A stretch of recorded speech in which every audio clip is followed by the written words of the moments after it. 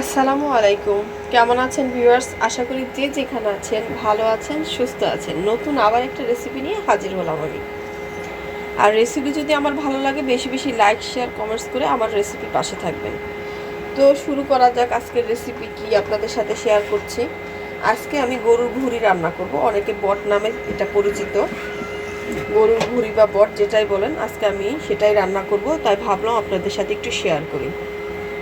প্রথমে আমি আজকে ফ্রাই প্যান রাইস কুকারে রান্না করব, মানে প্রেশার কুকারে রান্না করব, রাইস কুকার না, সরি, প্রেশার কুকারে রান্না করব। তাই প্রথমেই চুলায় প্রেশার কুকার বসিয়ে দিলাম। এবার যে কাজটা আমি করব, এবারে প্রেশার কুকারের মধ্যে আমি এই ভুঁড়িগুলো সব ছেড়ে দিব।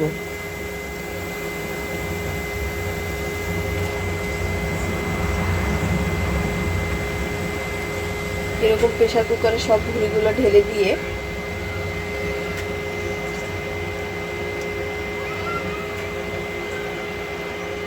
সব ঢেলে দিলাম।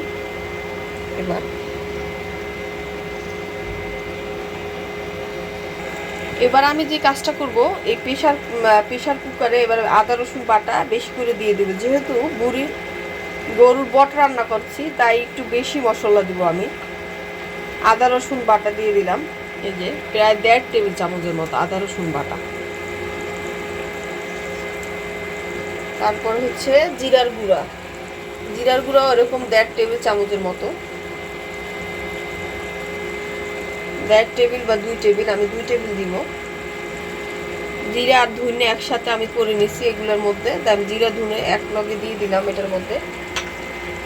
আর হচ্ছে হলুদ গুঁড়া 1.5 টেবিল চামচের মতো।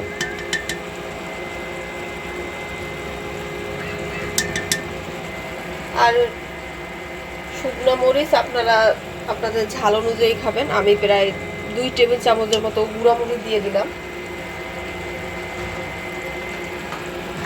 যে গুঁড়া মরিচের, লাল মরিচের গুঁড়া, এটা 2 টেবিল চামচের মতো দিলাম।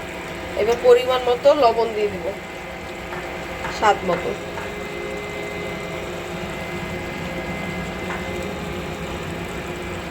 কিছুটা পেঁয়াজ কুচি দিয়ে দিব।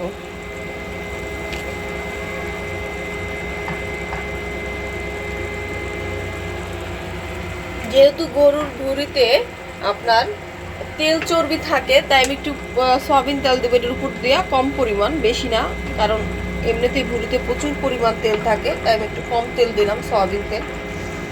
এবার এটা ভালোভাবে আমি এই ভুঁড়িগুলো কষাবো।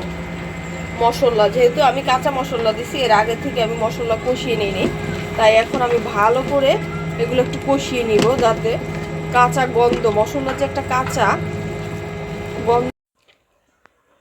দেখেন অলরেডি কিন্তু আমার এই গরুর ভুঁড়ি হয়ে গেছে। আমি প্রেশার কুকার থেকে নামিয়ে ফ্রাই প্যানে দিছি, এরকম আমি রেখেছি। এভাবে ভাত দিয়েও খাওয়া যায়, এভাবেই রাখছি যে যাতে ভাত দিয়ে খাওয়া যায়, রুটি পিঠা, চিতই পিঠা যেটা বলেন সেটা দিয়ে খাওয়া যায়। এভাবে আপনারা যদি আমার এই ভিডিও ফলো করে রান্না করেন, তাহলে একটু ভুঁড়ি দিয়ে গন্ধও বের হবে না।